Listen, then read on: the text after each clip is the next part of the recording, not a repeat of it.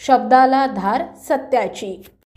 ज्यांनी खरं तर या मातीमध्ये जन्म घेतला, या मातीमध्ये उगवलेलं अन्न खाल्लंय, परंतु याच मातीशी, या मातीच्या धर्माशी ज्यांनी गद्दारी केलीये, अशा पास्टर, अशा जुलमी फादर आणि अशा धर्मांतरण करणाऱ्या हरामखोरांना या व्यासपीठावरून हिंदूंची ताकद काय आहे हे सांगण्यासाठी ही शक्ती एकवटलेली आहे.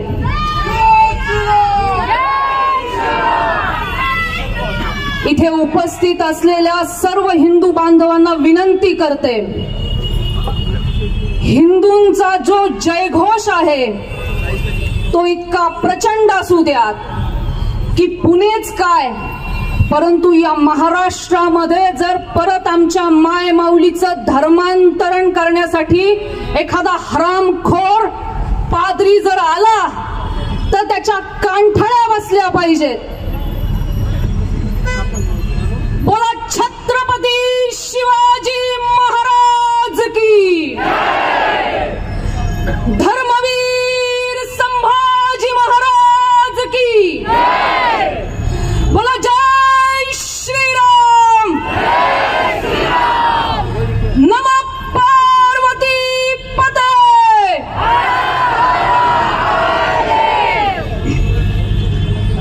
धर्मांतरण, धर्मांतरण म्हणजेच राष्ट्रांतरण. आणि धर्मांतरणाला जर माझ्या भाषेमध्ये व्याख्या द्यायची असेल तर धर्मांतरण करणं म्हणजे स्वतःची आई इतर धर्मीयांना विकणे, याच्या पलीकडे मला अर्थ समजत नाही. धर्मांतरणाला विरोध काय असतो? मी मृत्यूला सामोरं जाईल पण मी माझा धर्म सोडणार नाही, हे आमच्या धर्मवीर संभाजी महाराजांनी आम्हाला शिकवलं. तब्बल 40 दिवस आज आमचे हात तोडले गेलेत, उद्या पाय तोडले गेलेत, परवा अंगाची कातडी सोलली गेलीये, नंतर मिठाचं पाणी त्या अंगावर टाकलं गेलं, नख मुळापासून उपटली गेलीयेत, नंतर डोळ्यामध्ये गरम सळया घातल्या गेल्या, जीभ मुळापासून उखडून टाकली. मृत्यू पत्करलाय पण हिंदू धर्म सोडला नाही. या भूमीतून आम्ही जन्माला आलो हे प्रत्येक हिंदूला त्याचा अभिमान असणं गरजेचं आहे. आज फक्त धर्मवीर संभाजी महाराजांनीच धर्मासाठी बलिदान दिलंय असं नाही. आज पंजाब सारखा प्रांत असेल, बंटा सिंगांचं जर उदाहरण तुम्ही बघितलं तर त्याला सांगितलं गेलं की तुम्ही तुमचा धर्म बदला, परंतु त्यांनी ऐकलं नाही. शेवटी त्यांच्या 11 वर्षाच्या मुलाचा त्यांच्या समोर खून केला गेला. महाराज, वाईट वाटतं, त्या 11 वर्षाच्या मुलाचं हृदय काढलं गेलं आणि त्या बंटा सिंगांच्या तोंडात कोंबलं आणि त्यांना सांगितलं तू तुझा धर्म बदल. परंतु बंटा सिंगांनी हा हिंदू धर्म वाचवण्यासाठी आणि या माय माऊलीच्या कपाळावर कुंकू घालण्यासाठी आपला धर्म बदललेला नाही. आज फक्त धर्मवीर संभाजी महाराज बंटा सिंगांनीच बलिदान केलेलं नाही, तर आमच्या राणी पद्मिनीनी देखील ज्यावेळेस तिला संशय आला की आपलं धर्म बदलला जाईल, तिने स्वतःचं शरीर आगीमध्ये झोकलेलं आहे. याला म्हणतात धर्मांतरणाला विरोध. परंतु आज आमच्याकडे 2 टाइमाचं अन्न मिळायला लागलं तरी आम्ही धर्म बदलायला लागलोय. आज आम्हाला सफरचंद 100 रुपये किलो ऐवजी 80 रुपये किलो मिळायला लागलं तर त्या 20 रुपयासाठी आमची ही माय माऊली आता धर्म बदलायला लागलीये. आदरणीय पडळकर साहेब आज व्यासपीठावर आहेत. आज महाराष्ट्रभरामध्ये आम्ही अनेक दौरे केले. त्यांना वाटलं हिंदूंची ताकद कुठं कमी झाली की काय. एका सिंहाला घेरण्यासाठी अनेक तरस एकत्र यायला लागली आहेत.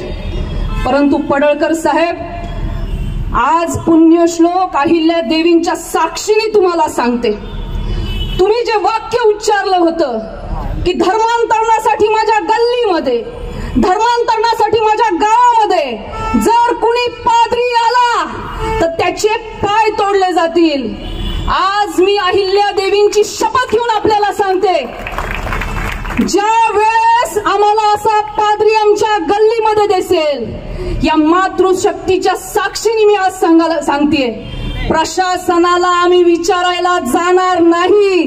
ढाल बनवून तुमच्या पुढे तर उभं राहूच, परंतु त्या पाद्र्यांचे खरं आम्ही पाय तोडून टाकू. आदरणीय पडळकर साहेबांना आज या व्यासपीठावरून इतकीच विनंती करते, साहेब, आज खऱ्या अर्थाने जी शपथ घेऊन आपण निघाले आहात, आज करोडोंच्या संख्येने हिंदू धर्मीय तुमच्या मागे आहेत. धर्मांतरणाच्या विरोधात महाराष्ट्रामधला जो कायदा मंजूर करायचा आहे, तो अतिशय कठोर कायदा मंजूर होण्याची गरज आहे. याचं कारण असं आहे, धर्मांतरणासाठी आमच्या छत्रपती शिवाजी महाराजांनी आयुष्य वेचलं. आमच्या हिंदवी स्वराज्याच्या जननींनी शपथ घेतली होती की या राष्ट्रामध्ये परत धर्मांतरण होणार नाही, आणि धर्मांतरणासाठी धर्मवीर संभाजी महाराजांनी स्वतःचं बलिदान दिलेलं आहे.